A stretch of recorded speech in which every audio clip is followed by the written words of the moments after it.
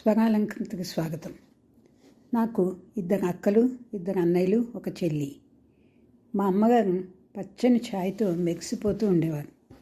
నాకు తెలిసి మా నాన్నగారు చామన్ ఛాయే, కానీ మా పెద్దనాన్నగారు ఎప్పుడు మా తమ్ముడు చిన్నప్పుడు దెబ్బ పండులో ఉండేవాడు, వాడిని మీకు నలుపు అంటారేమిటి అంటూ మా నాన్నగారిని ఏమీ అననిచ్చేవారు కాదు. ఇంక పిల్లల దగ్గరికి వస్తే నేను మా చిన్నన్నయ్యనే కొంచెం రంగు తక్కువ.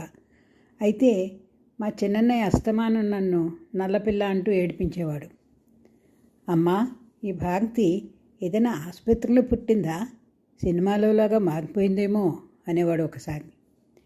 అమ్మా, ఇవాళ మన ఇంట్లో పేరంటం కదమ్మా, నీ నగలన్నీ కాసుల పేరు, వడ్డాణం అలా అన్నీ ఈ భారతికి పెట్టి కూర్చోబెట్టు. అప్పుడు అందరికీ నీకెన్ని నగలున్నాయో తెలుస్తుంది. నువ్వు పెట్టుకుంటే నీకు అంగులో కలిసిపోయి నీకున్న నగలు కనిపించడం లేదు అనేవాడు. ఇంకోసారి ముద్దు గంగులు కట్టుకోకే అనేవాడు నన్ను. మళ్ళీ ఇంకోసారి, అమ్మా, ఇది ఇంత నల్లగా పుట్టింది కదా, మరి పెళ్లి చూపుల్లో పిల్ల నల్లగా ఉందంటారేమో, ఎలాగా అనేవాడు. మళ్ళీ తనే సలహా ఇచ్చేవాడు.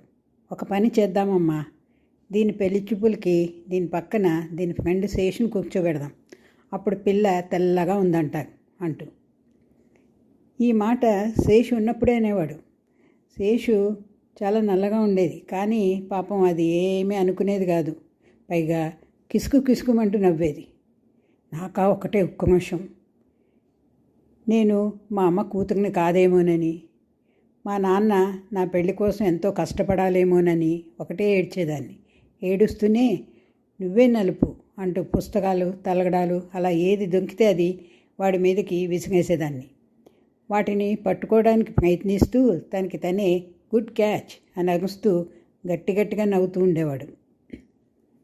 అమ్మ ఒకసారి, ఊరికే దాన్ని నలుపు అని ఏడిపిస్తున్నావు, మరి నువ్వు కూడా అదే గంగు కదరా అంటే, అబ్బే కాదమ్మా, నేను మగపిల్లాన్ని కదా, ఎండలో తింగి ఇలా నల్లగా అయ్యాను అంతే అన్నాడు నవ్వుతూ.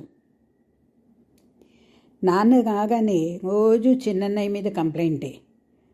ఆడపిల్లని అలా ఏడిపించకూడదుగా అని నాన్న అంటే బుద్ధిగా తల ఊపేవాడు.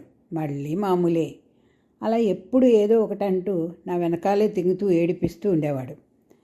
తర్వాత కేంద్ర ప్రభుత్వ ఉద్యోగం వచ్చి వెళ్ళి మొదటిసారి ఇంటికి వచ్చినప్పుడు తన జీతంలో నాన్నకి అమ్మకి బట్టలు తీసుకొచ్చాడు. అప్పుడే నాకు కూడా ఒక మంచి కాటన్ చీర తెచ్చాడు. ఫేమస్ మిల్స్ది, కలర్ నేవీ బ్లూ. ఆ చీర చాలా బాగుండేది, నాకెంతో ఇష్టమైంది. అందరూ ఎంత బాగుందో అనేవారు కూడా. అప్పుడు మా అమ్మ అస్తమానం దాన్ని నలుపు అని ఏడిపించేవాడు కదగా, మరి దానికి ఈ రంగు చీర ఎలా తెచ్చావు అని అడిగింది. మన భారతి నలుపు ఏమిటమ్మా, ఊరికే దాన్ని ఏడిపించడానికి అలా అంటాను, అది ఉడుక్కుంటుంది, అదొక సరదా అంటూ గట్టిగా నవ్వేశాడు. ఆ మాటలు విన్న నేను, మా ఉమ అంటే మా చెల్లెలు ఒకరి మొహం ఒకరు చూసుకున్నాం. ఈసారి ఉడుక్కోవడం మా చెల్లెలు వంతైంది. ఎందుకంటే ఇంకెవరికి తేకుండా నాకు చీర తెచ్చాడు కదా. వెంటనే అన్నయ్యతో దెబ్బలాడి వాడిని బాంబే డంగికి తీసుకెళ్ళి చీర కొనిపించుకుంది. ఈ అన్నయ్యలు భలే ఉంటాం కదా.